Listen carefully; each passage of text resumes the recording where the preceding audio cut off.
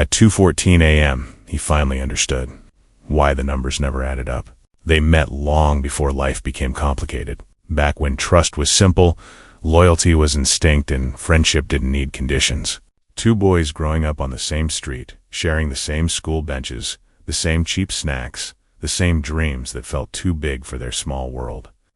One was quiet, steady, the kind who thought before he spoke. The other was bold, loud, always chasing something bigger than himself. Different personalities, same heartbeat. They weren't just friends. They were brothers without the blood. They made promises kids always make. We'll grow up together. We'll build something huge. We'll never betray each other. And for years it felt like those promises were unbreakable. But childhood loyalty is blind. And blind loyalty doesn't survive adulthood. As they grew older, their paths stayed close. Same school, same late-night study sessions. Same dreams of escaping the small life they were born into. The quiet one worked hard, grades, part-time jobs, discipline. The bold one worked when he felt like it. He preferred shortcuts, fast thrills, quick wins. But the quiet one never judged him. He remembered the boy who stood by him in every fight. He remembered the promises they made under streetlights. Yes, they talked about the future like it was guaranteed, a business, a company, a legacy. They didn't know that life tests loyalty long before it rewards it. Life hit them differently. The quiet one built himself slowly, job after job, saving every coin, learning every skill. He wasn't lucky. He was consistent. The bold one drifted, new jobs, quick failures, debts, impulsive decisions. He wasn't unlucky. He was careless. But the quiet one never left him behind. He believed loyalty meant lifting the people you love. So when they were 26, he said the words that changed everything. Let's start the business we always talked about. The bold one agreed instantly. Not because he believed in the dream, but because he believed the quiet one would carry him. They started small, a tiny office, old laptops, cheap furniture, long nights. The quiet one handled the work. The bold one handled the talking.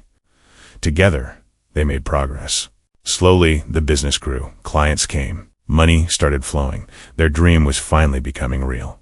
But success doesn't reveal character. It exposes it. And the bold one changed. He became secretive, defensive, always handling things alone, always meeting clients without explanation, always busy when asked for updates. The quiet one trusted him, because childhood loyalty blinds you to adult red flags, until the day the numbers stopped adding up. It started small, a missing invoice, a delayed payment, a client sounding confused. The quiet one brushed it off. Mistakes happen, but mistakes don't repeat themselves. Patterns do. And this pattern was leading somewhere dark. He began checking the accounts late at night, going through emails, cross-checking numbers. Nothing dramatic, just a quiet man trying to understand why his gut felt heavy. Then he found it.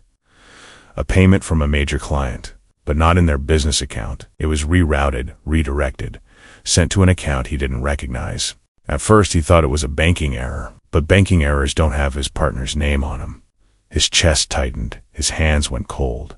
His mind refused to accept what his eyes were seeing. He checked another client, same thing, and another, a hidden account, a second stream of income. Money siphoned off quietly, consistently, intentionally, not once, not twice, for months. He sat there in the dim office light, realizing he wasn't looking at a mistake. He was looking at a betrayal that had been growing in the shadows while he was busy protecting the friendship. The next morning, he confronted him, not with anger, not with shouting, just a simple, steady question. Why is our money going into your personal account? The bold one didn't panic. He didn't deny it. He didn't even look surprised. He just sighed, as if he was tired of pretending. You don't understand, he said. I needed it. You're doing fine. You can handle things. I was just taking what I deserved. What I deserved. The quiet one felt something inside him crack, not loudly, not dramatically, just a clean, silent break. He realized the truth. His friend didn't betray him because of money. He betrayed him because he believed the quiet one would never fight back. Because childhood loyalty had made him predictable. Because kindness had made him easy to use. Because trust had made him blind. The bold one leaned back, arms crossed, completely unbothered. It's not a big deal, he said. We're still partners. You'll make it back. That was the moment the quiet one finally saw him clearly, not as the boy he grew up with, but as the man he had become. A man who could take advantage of the person who stood by him his entire life. A man who could steal without guilt.